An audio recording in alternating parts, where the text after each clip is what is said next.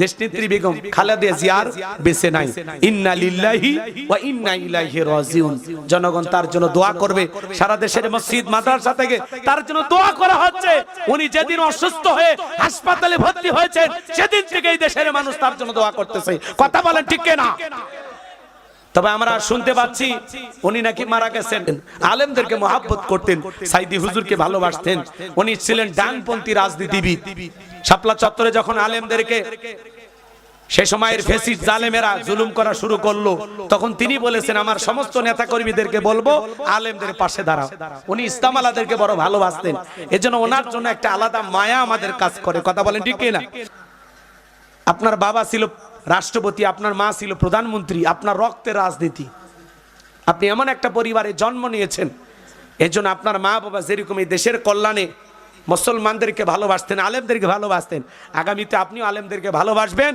রাজাও মারা যাবে, প্রজাও মারা যাবে, প্রধানমন্ত্রীও মারা যাবে, জনগণও মারা যাবে, রাস্তার ভিক্ষুকেরও বিদায় হবে, অট্টলিকায় থাকা ধনীরও বিদায় হবে। কথা বলেন? আর সবার জন্য একই কবর, একই বিছানা, একই কাপড়, কাপড়ের রং আলাদা নাই। কথা বলেন? কথা বলেন?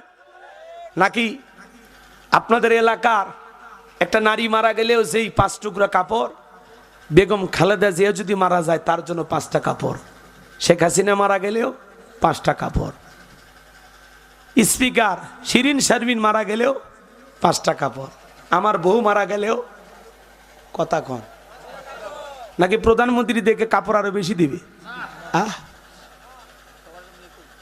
আমি মারা গেলেও যেই কাপড়, আপনি মারা গেলেও ওই কাপড়। এই সাদা 3 টুকরো কাপড় পরে সবাইকে বিদায় নিতে হবে। এই দুনিয়া থাকার জায়গা না। কত রাজা বাদশাহ, আমির ওমর, এমপি মন্ত্রী মারা গেল, কিন্তু বাজান মৃত্যুটা ভালো হওয়া লাগবে শরীফ ওসমান হাদির মতো, যাতে মানুষ আপনার জন্য কেঁদে কেঁদে দোয়া করে। কথা বলেন? এদেশের অনেক প্রধানমন্ত্রী মারা গেছে, অনেকে আলহামদুলিল্লাহ পড়ছে। আবার এমনও প্রধানমন্ত্রী মারা গেছে, শহীদ প্রেসিডেন্ট জিয়াউর রহমান, যার জানাজা আজও ইতিহাস হয়ে আছে। কথা বলে ঠিক কিনা? ওনার ম্যাডাম বিদায় নিলেও এ দেশে সবচেয়ে বড় জানাজা হবে। কথা বলেন? তো এই তো কথাই আছে, এমন জীবন করিও গঠন, মরিলে হাসিবে তুমি, কাঁদিবে ভুবন। এ দুনিয়া থাকার জায়গা না। যুবক, আজকে রং তামাশায় মেতে আসো। এখন চামড়া টাইট করতেছে, আল্লাহর সাথে ফাইট। যখন হবে চামড়া ঢিল, তখন দিবে আল্লাহর সাথে মিল। তোর ঢিল চামড়া নিয়ে আল্লাহ কি করবে? কথা কন? তোর এই দুর্বল শরীরটা আল্লাহ কি করবে? এমনি বয়স্ক ভাতা ওয়াজিব, তোরে দিয়ে কি হবে?